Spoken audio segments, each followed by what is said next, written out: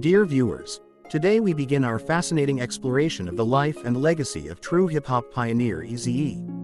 Join me as we delve into Eazy-E's labyrinthine journey, from his groundbreaking contributions to rap music to the indelible marks he left in the music industry. We'll explore the ups and downs of his career, take a close look at the finances that accompanied his success, and look at the luxurious mansions and sleek cars that once exemplified his larger-than-life presence before he passed away. All the details you need are right here in this video. Let's dive in now. Eazy-E, a prominent figure in American rap music and a key member of the influential hip-hop group NWA, left an indelible mark on the music industry. At the time of his untimely passing, Eazy-E's net worth stood at $8 million, a testament to his success and impact. There are reports suggesting that his wealth might have once peaked at a staggering $35 million during the pinnacle of NWA's fame. This surge in wealth coincided with Ruthless Records, the label Eazy-E co-founded, raking in approximately $10 million per month in record sales. Despite these astronomical figures, Eazy-E's financial situation deteriorated over time due to his extravagant spending habits and less-than-ideal business decisions. This decline serves as a cautionary tale, highlighting the importance of financial management and strategic planning even amidst immense success in the music industry. Eric Lynn Wright, famously known as Eazy-E, was born on September 7, 1964, in Compton, California, a neighborhood known for its history of crime and gang activity. Growing up, Eazy-E's father worked as a postal worker, while his mother served as an elementary school administrator. Despite coming from a working-class background, Eazy-E faced challenges in education, dropping out of high school during the 10th grade. However, he later obtained a general equivalency diploma, showcasing his determination to succeed beyond traditional academic paths. Eazy-E's early adulthood was marked by involvement in illicit activities, primarily selling drugs. He even introduced his cousin to the illegal trade. While some labeled him as a drug dealer and a thug, his manager Jerry Heller suggested that these roles served as a form of protection and respect in the dangerous environment of Compton. However, tragedy struck when Eazy-E's cousin was shot and killed, prompting him to seek a different path to success. In 1986, at the age of 22, Eazy-E made a significant income from drug trafficking, reportedly earning up to $250,000. Yet, recognizing the potential for a better future, he turned his attention to the burgeoning hip-hop scene in Los Angeles. Setting up a makeshift recording studio in his parents' garage, Eazy-E laid the foundation for what would become Ruthless Records, a pioneering record label in the rap industry. In the genesis of Ruthless Records, Eric Wright, famously known as Eazy-E, reached out to Jerry Heller, a seasoned music industry professional, with the vision of building a record label. Initially, the idea was to form a partnership where both parties would equally own the company. However, after discussions, it was agreed that Eazy-E would hold 80% ownership of the company's income, while Heller would have a 20% stake. Heller explained this arrangement by citing industry standards, where managers typically take a percentage of their artists' earnings. He clarified to Eazy-E, "For every dollar that comes to Ruthless, I take 20 cents. That's the industry standard for a manager of my caliber." Essentially, Heller positioned himself as Eazy-E's employee, responsible for managing expenses while Eazy-E retained ownership and control over the company. Together, they pooled their financial resources, with Heller initially investing $250,000 into Ruthless Records.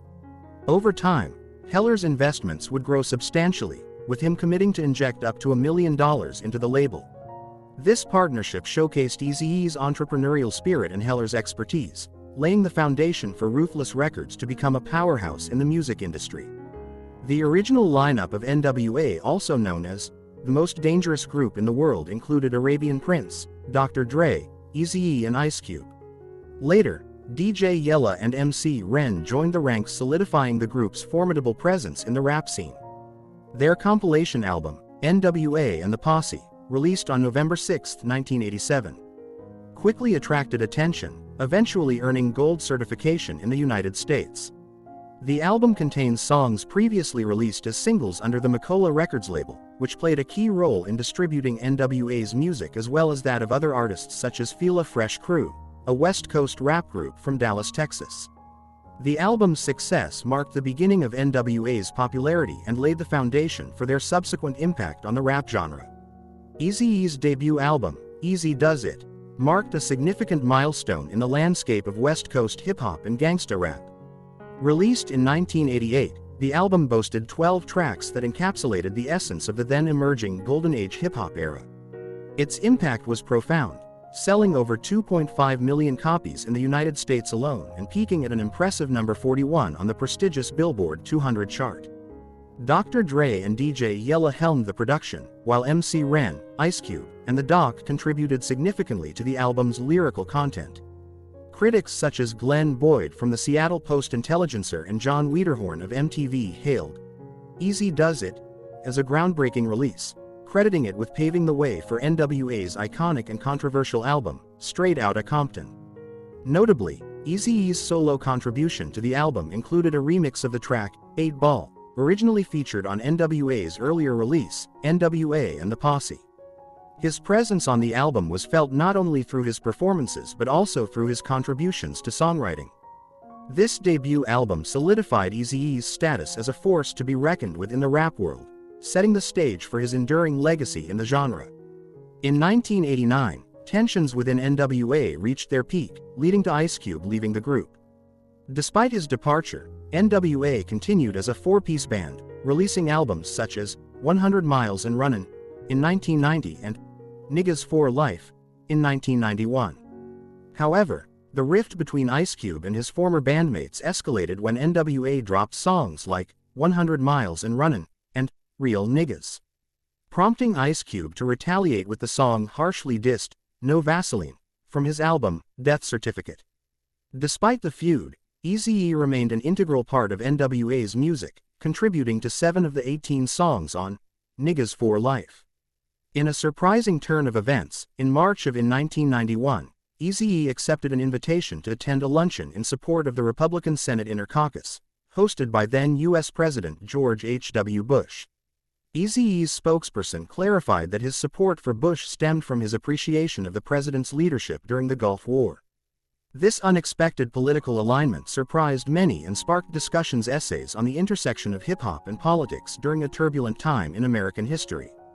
The dissolution of NWA commenced when Jerry Heller took on the role of the group's manager. According to Dr. Dre, the divide began when Heller favored Eazy-E, neglecting the interests of the other members. This discord escalated when Dr. Dre and the Doc, suspicious of Eazy-E and Heller's financial dealings, enlisted Suge Knight to investigate. Despite their concerns, Eazy-E refused to release them from their contracts with Ruthless Records. The tension reached a breaking point during the recording of Niggas for Life, allegedly leading to a confrontation between Suge Knight and Eazy-E. Knight purportedly informed Eazy-E that he had abducted Heller and held him captive, yet Eazy-E remained unmoved. Threats against Eazy-E's family followed, with Knight ominously revealing knowledge of Eazy-E's mother's address. Faced with such coercion, Eazy-E reluctantly consented to release Dr. Dre and the Doc from their contracts, effectively spelling the end of NWA.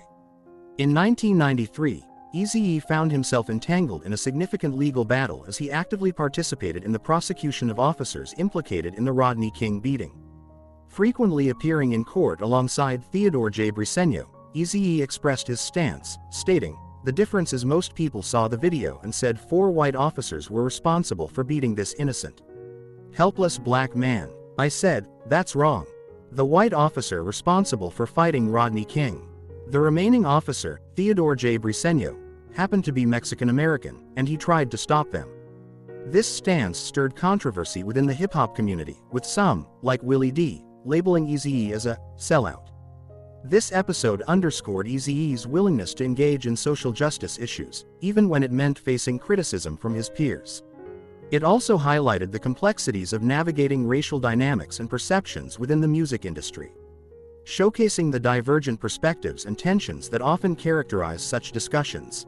The animosity between Eazy-E and Dr. Dre continued to escalate following the release of a controversial song on Dr. Dre's debut album, The Chronic, titled "Fuck Wid Dre Day," and Everyone's Celebratin'. The lyrics of this track deeply offended Eazy-E, prompting him to respond swiftly. Thus, the decision was made to release the It's on Dr. Dre 187 Killa EP, which featured Eazy-E's retaliatory tracks, Real Motherfuckin' G's, and It's On. This EP hit the shelves on November 25, 1993, showcasing Eazy-E's resolve to defend his reputation in the face of perceived disrespect from Dr. Dre. Notably, the album cover depicted Dre in unconventional attire, sporting lace and makeup, a stark departure from his earlier persona as part of the electro-hop group World Class Wreckin' Crew. This move added another layer of intrigue to the ongoing feud between the two rap titans, capturing the attention of fans and critics alike. On February 24, 1995, Eazy-E, a prominent figure in the rap world, found himself admitted to Cedars-Sinai Medical Center in Los Angeles, grappling with a severe cough. However, what started as a routine medical concern soon revealed a devastating truth: Eazy-E had contracted HIV/AIDS. In a courageous move, he chose to publicly disclose his illness on March 16, shedding light on a disease often shrouded in stigma and misunderstanding. It's believed that Eazy-E contracted the virus from his sexual partner, underscoring the importance of safe practices and awareness. Despite facing his own mortality, Eazy-E sought reconciliation with Ice Cube, his former bandmate, during the week of March 20, highlighting the significance of closure and forgiveness in the face of adversity. Tragically, Eazy-E's health declined rapidly, and on March 26, just 1 month after his diagnosis, he died of AIDS-related pneumonia at the age of 30, although some reports the report mistakenly quoted his age as 31 due to the age difference. Eazy-E's funeral, held on April 7 at Rose Hills Memorial Park in Whittier, California, attracted more than 3,000 mourners, including Ice Cube and DJ Yella. He was laid to rest in a gold coffin, wearing a flannel shirt, jeans and a Compton hat, a poignant reflection of his strong connection to his roots and community. Despite his untimely departure, Eazy-E's musical legacy endured, with his final album, Motherfuckin' Compton's Straight Off the Streets, released 10 months later on January 30, 1996. This posthumous release served as a touching tribute to his enduring impact on the rap world, ensuring that his contributions to the genre would be remembered and celebrated for generations to come. Musical influences and styles. Eazy-E, a pivotal figure in the rap world, drew inspiration from a diverse array of artists, including Ice-T, Red Fox, and Run DMC, among others. In his documentary, The Life and Times, Eazy-E himself acknowledged collaborating with many of his influences, showcasing his appreciation for their contributions to the genre. When it comes to his albums, critics have offered mixed reviews. Stephen Thomas Earlywine, reviewing Motherfuckin' Compton's Straight Off the Streets, noted Eazy-E's revitalized energy but criticized the lack of innovation in the music, suggesting it fell into predictable gangsta rap tropes. Conversely, Jason Birkmeyer of AllMusic praised the production of Eazy Does It, highlighting the fusion of P-Funk, hip-hop, and electro sounds, which he deemed as revolutionary for its time. Eazy-E's albums often featured collaborations with fellow rap artists. For instance, Eazy Does It saw contributions from Ice Cube, The Doc, and MC Ren. On EP 5150, Home for the Sick, Naughty by Nature penned a track, while guest singers like Menage a Trois and Cocaine made appearances. Similarly, It's On, Dr. Dre, 187 Killa, boasted guest spots from Gangsta Dresta, BG Knockout, and Cocaine, among others. Motherfuckin' Compton's Straight Off the Streets featured a lineup of guest singers, including BG Knockout, Gangsta Dresta, and former NWA members MC Ren and DJ Yella. Eazy-E's ability to collaborate with diverse talents and incorporate varied influences into his music contributed to his enduring legacy in the rap genre, showcasing his versatility and impact on the evolution of hip-hop. Heritage. Eazy-E, often hailed as the godfather of gangsta rap, left an indelible mark on the music world. According to MTV's Reed Shaheem, he was not only a rap pioneer but also a legend in the eyes of many critics. Steve Huey of AllMusic described Eazy-E as one of the most controversial figures in gangsta rap, emphasizing his significant influence on the genre. Since his untimely passing in 1995, numerous biographical books and videos have been published, chronicling his life and legacy, including works like The Day Eazy-E Died and Dead and Gone from 2002. Eazy-E's diagnosis with AIDS garnered widespread media attention, with magazines such as Jet, Vibe, Billboard, The Crisis, and Newsweek covering the story and raising awareness about the disease. Despite his health struggles, Eazy-E's music continued to resonate with audiences, as evidenced by the chart success of his studio albums and EPs on the Billboard 200, along with several hit singles like Eazy Does It, We Want Eazy, Real Motherfuckin' G's, and Just Ta Let You Know. Following his passing, the rap group Bone Thugs and Harmony, mentored by Eazy-E and signed to Ruthless Records, paid tribute to him with the single The Crossroads, which soared to the top of the Billboard charts and earned the group a Grammy Award for Best Rap Performance by a Duo or Group in 1996. In 2012, a documentary titled Cruel Memories was released by Cruel Propaganda, shedding light on Eazy-E's life through interviews with key figures like Jerry Heller, MC Ren, and BG Knockout. His legacy was further immortalized in the 2015 film Straight Outta Compton, where he was portrayed by Jason Mitchell, with the film dedicated to his memory. Subsequently, in the 2016 film Surviving Compton, Dre, Suge, and Michelle Eazy-E was portrayed by Omari Wallace, presenting a sympathetic portrayal of his friendship with Michelle and his concerns for her well-being. In a fitting tribute to his enduring impact on music, Eazy-E was posthumously honored with the Grammy Lifetime Achievement Award in 2024, commemorating his contributions as a member of NWA. Dear audience, although he has passed away, his career in the entertainment industry, especially in the rap field, has proven to the world that he is a pioneer. His contributions over the years are huge to the rap community to this day. Next, let's see what cars he's had in his garage over the years in his career. Cars. In Eazy-E's notable car collection, there are 3 distinct vehicles that stand out, each reflecting his unique style and preferences. Firstly, there's the classic 1963 Chevrolet, a timeless symbol of American automotive heritage known for its iconic design and enduring appeal. This vintage car likely held sentimental value to Eazy-E, evoking nostalgia for an era gone by.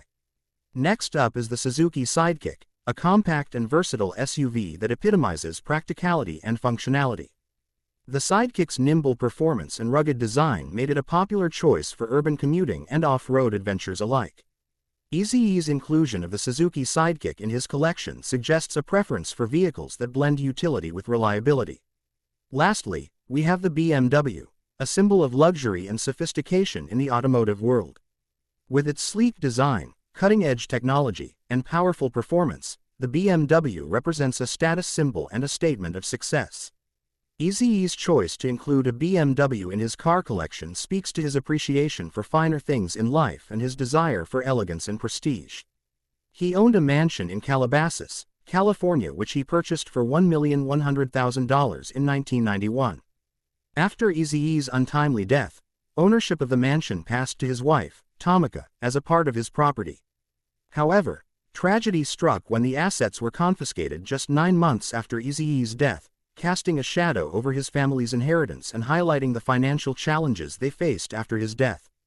During the last years of his life, he donated $1 million to AIDS research and awareness. His charity work has helped raise awareness of the disease and support those affected by it. Personal life. In 1991, Eric Wright met Tamika Woods at a nightclub in Los Angeles. Their meeting marked the beginning of a pivotal relationship, culminating in their marriage in 1995, just 12 days before Eazy-E's tragic death. Together, they welcomed 2 children into the world, a son named Dominic and a daughter named Dijah, the latter born 6 months after Eazy-E's death. After Eazy-E's untimely death, Tamika took control of Ruthless Records, the influential music label founded by her late husband. As the new head of the company, Tamika continues Eazy-E's legacy, overseeing the company's operations and continuing to nurture the careers of aspiring artists. Through her leadership, Ruthless Records remains a cornerstone of the hip-hop industry, maintaining Eazy-E's vision and impact on the music scene for years to come. Thank you for watching the entire video. Your support means the world to us. If you liked this video and want to see more content like this, don't forget to subscribe to our channel. You'll stay updated on all our latest uploads and help us grow our community. Thank you.